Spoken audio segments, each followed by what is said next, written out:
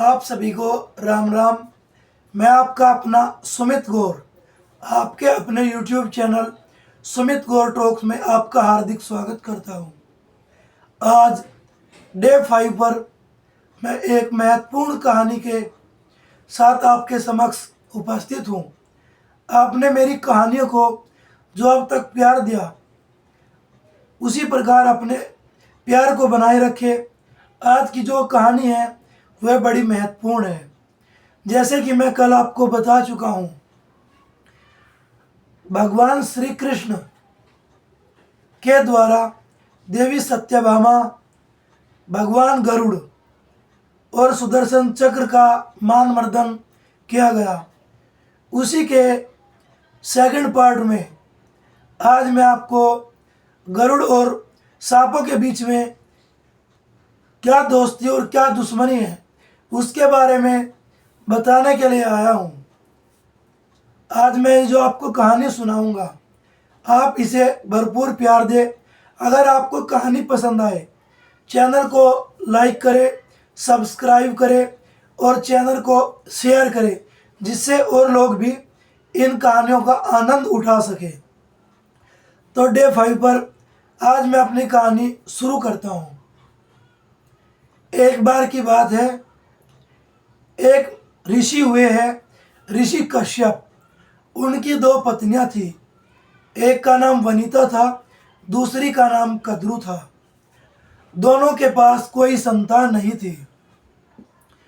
तो उन्होंने अपने पति ऋषि कश्यप से प्रार्थना की, हे ऋषिवर, कृपया हमें पुत्रों की माता होने का आशीर्वाद प्रदान कीजिए। ऋषि कश्यप बहुत ज्ञानी और पहुँचे हुए ऋषि थे। उन्होंने अपनी पत्नियों के इस प्रेम को देखकर उन्हें कहा, ठीक है, तुम एक एक वर मांग लो।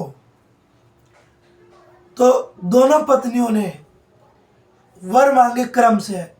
बड़ी पत्नी वनिता ने कहा, हे ऋषिवर, आप मुझे 2 शक्तिशाली पुत्रों की माता होने का आशीर्वाद दीजिए। और ऋषि की दूसरी पत्नी जो कद्रु थी, उन्होंने अपने पति से कहा, हे ऋषिवर, मुझे 1000 सर्प पुत्रों को दे दीजिए। ऋषि ने दोनों को वरदान दे दिया। दोनों के पुत्र अंडों के रूप से उत्पन्न होने थे। अब जो छोटी पत्नी थी कद्रु, उसके यहाँ पर अंडों से 1000 सर्प पुत्रों ने जन्म लिया। अपनी छोटी बहन कद्रु को और उसके पुत्रों को देख करके वनिता सोचने लगी कि मेरे पुत्र कब होंगे। इसी हड़बड़ाहट में वनिता ने अपने दोनों में से एक अंडे को फोड़ दिया। उसके अंदर से अरुण नाम का एक पुत्र निकला, जिसका धड़ से ऊपर का शरीर मनुष्यों के समान था। बाकी नीचे का जो शरीर था वह अभी अपरिपक्व था। इस प्रकार अरुण ने अपनी माता से कहा, हे माता, आपने मेरे पिता की आज्ञा का उल्लंघन किया है। आपने मुझे पूर्ण रूप से पकने से पहले ही फोड़ दिया है, जिससे मैं अपरिपक्व रह गया। अतः हे माता, मैं आपको श्राप देता हूँ कि आपको जीवन भर दूसरों की दासी बन करके रहना पड़ेगा। माता वनिता ने कहा, हे पुत्र, तुम मुझे ऐसा श्राप मत दो। तुम चाहो तो मुझे कुछ और दे सकते थे, ऐसा श्राप मत दो। अपनी माता के इस प्रकार गिड़गिड़ाने से अरुण ने अपनी माता से कहा, हे माता, अगर आपके दूसरे अंडे से एक तेजस्वी पुत्र का जन्म होगा, अगर उसके द्वारा आपको दासिता से मुक्त करने का प्रयास किया गया, अगर आपको वह मुक्त करवा पाता है तो ठीक है, नहीं तो आपको दूसरे की दासी बन करके रहना पड़ेगा। अब देवी कद्रु के पुत्र बड़े हो गए, जवान हो गए और वे अपनी माता के अनुसार कार्य करने लगे। अब वनिता को बहुत समय बीत गया। अब अपने पुत्र अरुण के श्राप के कारण जो वनिता है वो अपनी छोटी बहन कद्रू की दासी बन करके रहने लगी। काफी समय बीतने के बाद दूसरे अंडे से वनिता के यहाँ पर एक विशालकाय पुत्र का जन्म होता है, जिसका शरीर सिर से ऊपर गरुड़ के रूप में है और नीचे का शरीर विशाल मनुष्य के रूप में है। अब गरुड़ बड़े ही विशाल है।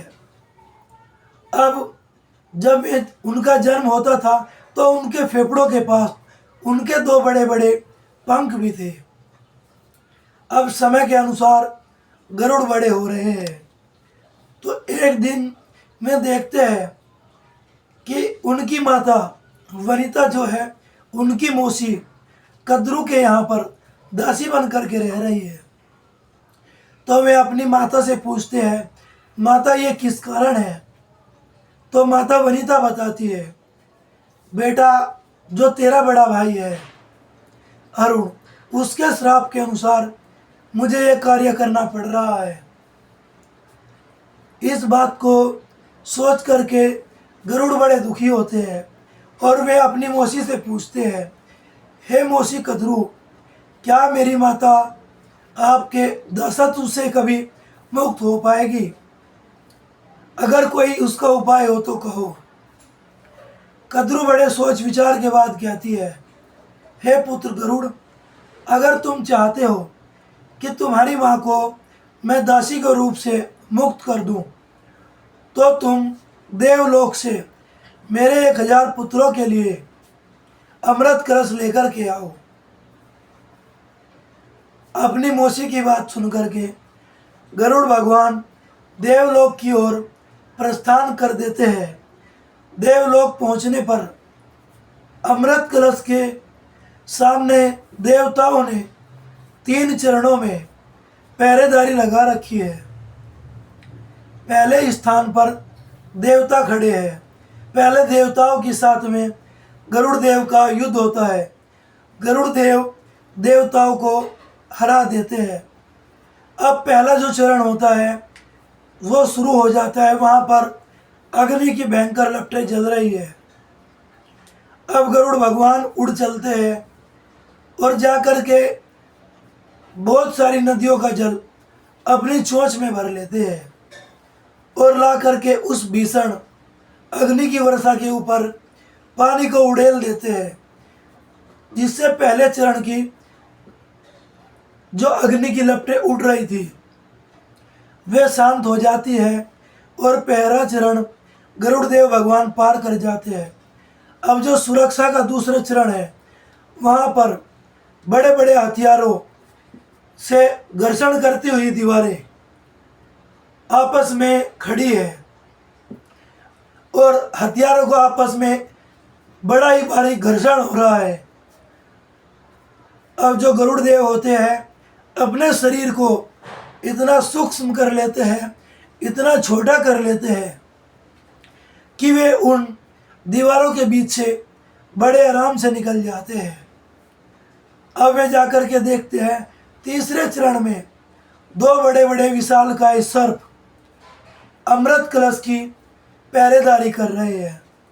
अब गरुड़ देव दोनों सर्पों को अपने विशालकाय रूप के बड़ा कर लेने के बाद अपने पंजों में दबा लेते हैं और अपने अमृत कलश को उठा करके चल देते हैं।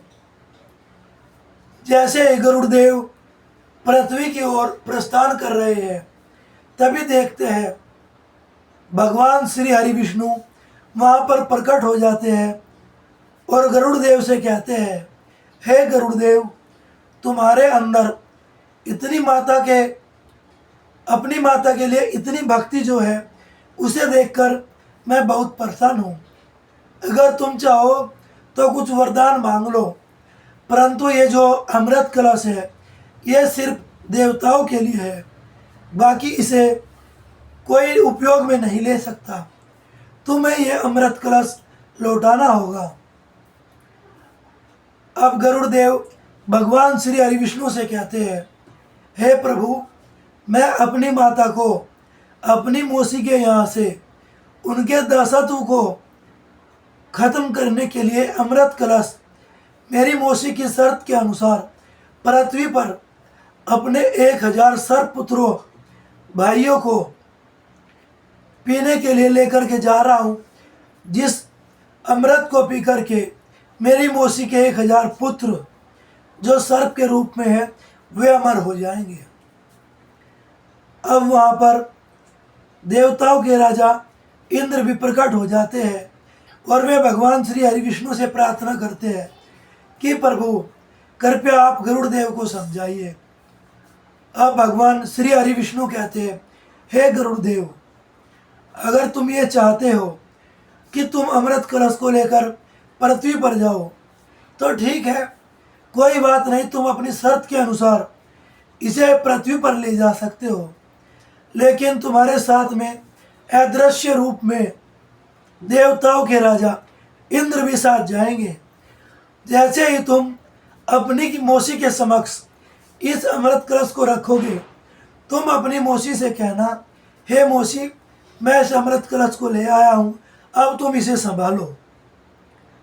अब भगवान की आज्ञा के अनुसार गरुड़ देव इस बात से सहमत हो जाते हैं और भगवान श्री हरि विष्णु गरुड़ देव को एक वरदान मांगने को कहते हैं।